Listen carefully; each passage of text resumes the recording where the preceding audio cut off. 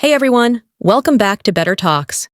All right. Hey, everybody, and welcome back for another deep dive. Yeah, great to be here. You know, we always get tons of requests for book recommendations. Oh, yeah, absolutely. So we thought we would tackle 20 life-changing books all in one go. Ambitious.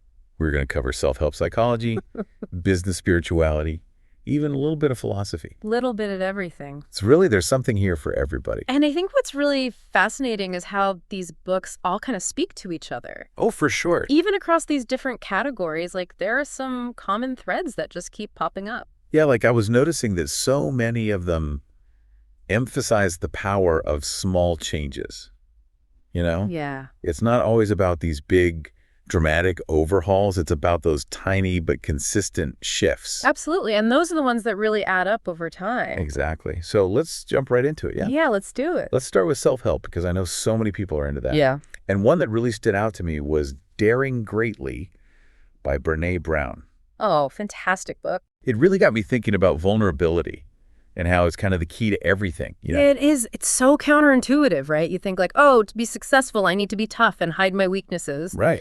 But Brown's research shows that vulnerability is actually the foundation for courage, creativity, and strong relationships.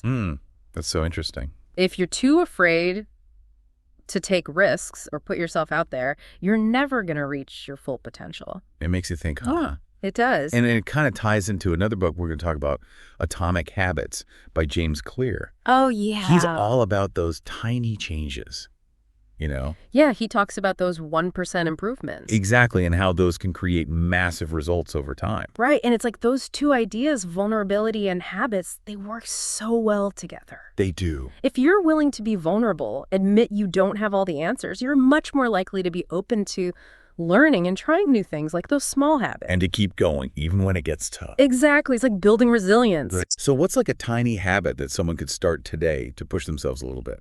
Ooh, that's a good question. Maybe starting a gratitude journal.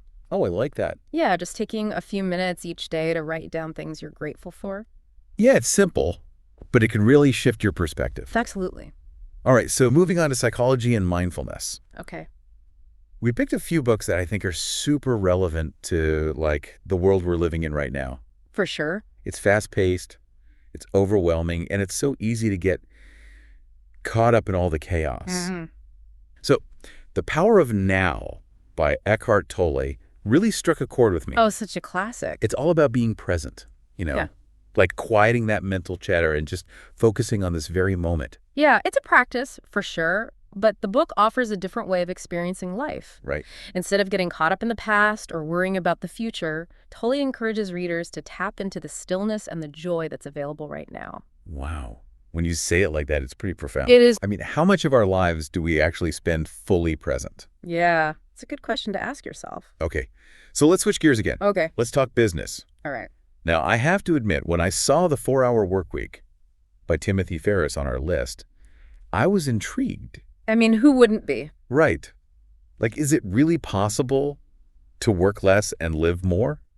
Well, Ferriss definitely challenges the way we think about work. Yeah. You know, it's not necessarily about literally working 4 hours a week for everyone. Right. But it does offer some really valuable strategies for being more intentional with your time and energy. Like what kind of strategies? Well, he talks a lot about automating tasks, outsourcing, and focusing on what truly moves the needle in your business or career. Okay, so even if you're not an entrepreneur, there are some good takeaways there. Absolutely. Anyone can benefit from being more productive and finding more freedom in their work life. I love that. Yeah. All right, last but not least, let's dive into spirituality and philosophy. The Alchemist by Paulo Coelho is one of those books that just stays with you. It's beautiful. It's a story about following your dreams, trusting your intuition, and embracing the journey. And it's so universal, you know. It is. It resonates across cultures because it taps into that human desire to live a life filled with meaning and purpose. Totally. And it reminds me of another book, Man's Search for Meaning by Viktor Frankl. Oh, such a powerful book. You know, he was in a Nazi concentration camp. He faced unimaginable suffering. Yeah.